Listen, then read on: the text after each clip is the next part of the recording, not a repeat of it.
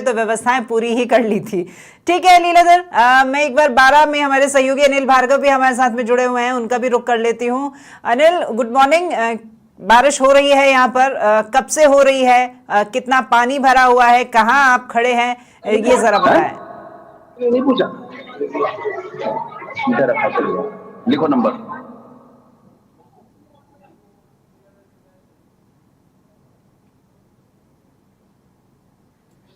अनिल, आप तक आवाज पहुंच पा रही है मेरी? जी बिल्कुल, आपकी आवाज सुन पा रहा हूँ। बिल्कुल, गुड आपको बता दूं, यहाँ पर मंगलवार रात्रि से ही बारिश का दौर जारी है, जो अभी तक बारिश का दौर चल रहा है। बारिश के चलते नदी नाले पूर्ण रूप से उफान पर हैं। वहीं आपको बता दें कि जो देवरी कस्बा है, पलको नदी उफान पर है। ऐसे में निचली बस्तियों में जल भराव की स्थिति वहां पर बनी हुई है। वहीं नगर पालिका क्षेत्र कैलवाड़ा में भी नाली नालों की सफाई नहीं होने से कई स्थानों पर जल भराव की स्थिति बनी हुई है।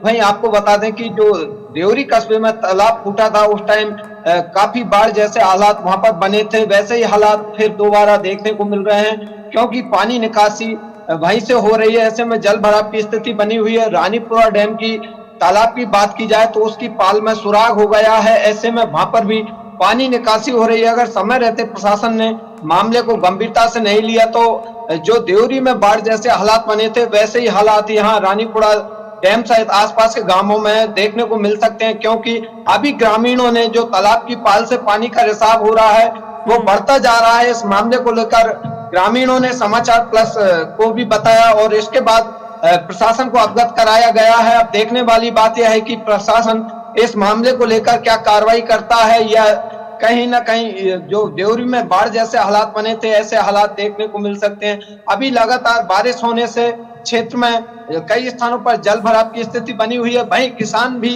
धान की फसल में पानी की मांग को लेकर पानी की मांग बता रहे थे। ऐसे में अब बारिश हो रही है तो कहीं ना कहीं धान की फसल में ये बारिश फायदेमंद साबित हो रही है।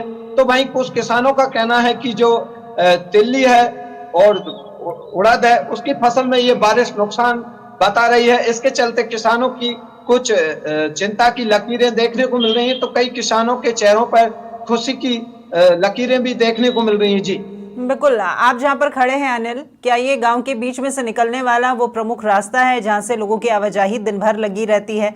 जरा पीछे की तस्वीर भी बताएं, कितना पानी यहाँ भरा हुआ है।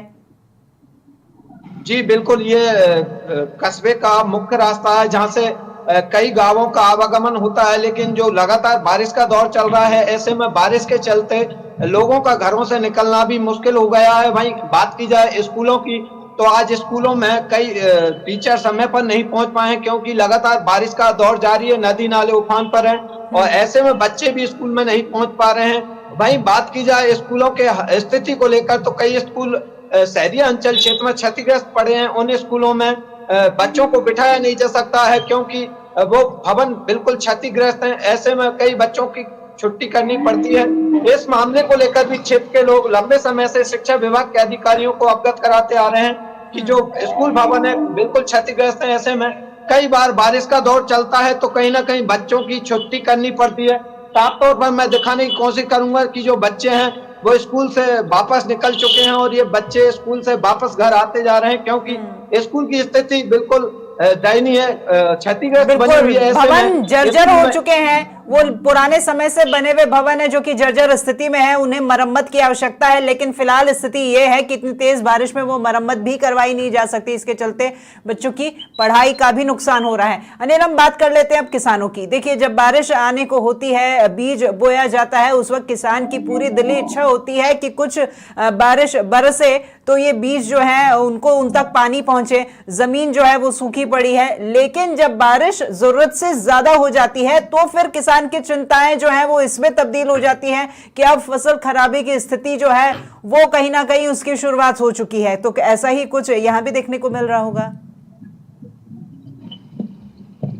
जी बिल्कुल, यहाँ पर फसल खराबे का आशंका किसानों द्वारा जताई जा रही है। जो तिल्ली की फसल है और उड़द की फसल है, उसमें काफी नुकसान बताया जा रहा है। किसानों का कहना है कि फसलें गलने लगी हैं इस बारिश के चलते, और धान की फसल में तो ये बारिश फायदेमंद बताई जा रही है।